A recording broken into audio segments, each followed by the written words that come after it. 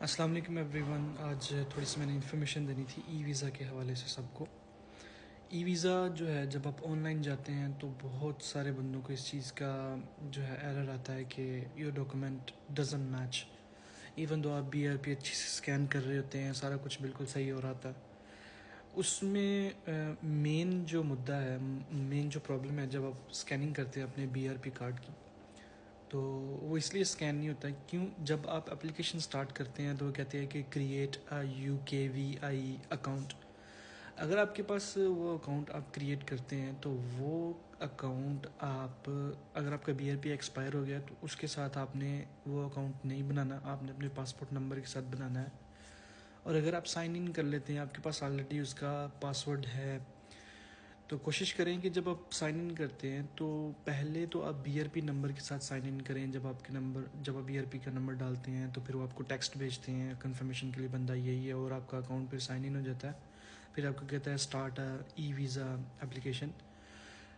अगर तो वो अप्रूव हो जाता है तो ओके, अगर नहीं तो फिर आपको साइन आउट करके दोबारा से फिर साइन इन होना है। और आपने इस दफ़ा अपने पासपोर्ट नंबर के साथ उसमें साइन इन करना है। जब आप अपने पासपोर्ट नंबर के साथ साइन इन करेंगे तो बाद में क्या होगा कि जैसे आपको टेक्स्ट आ जाता है गवर्नमेंट UKVI की तरफ से, जो है वो टेक्स्ट आता है आपको कंफर्मेशन के लिए कि बंदा यही है, आपके मोबाइल पे या आपकी ईमेल पे।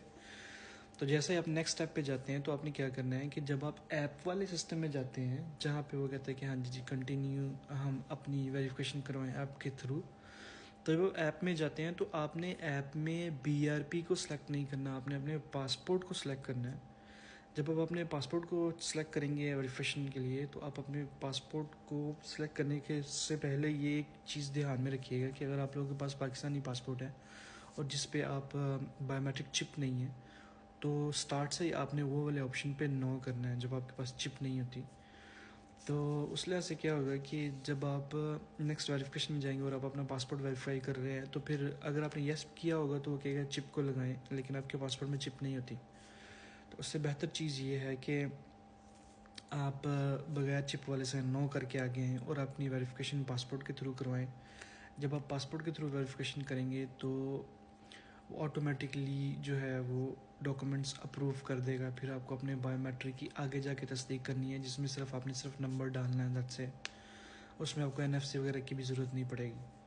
सो ये एक कॉमन मिस्टेक है, अगर आपने अपना UKVI वाला अकाउंट पासपोर्ट के थ्रू साइन इन किया हुआ है तो आपने पासपोर्ट के थ्रू ही साइन इन करना है, जिससे आपकी BRP की वेरिफिकेशन हो जाएगी।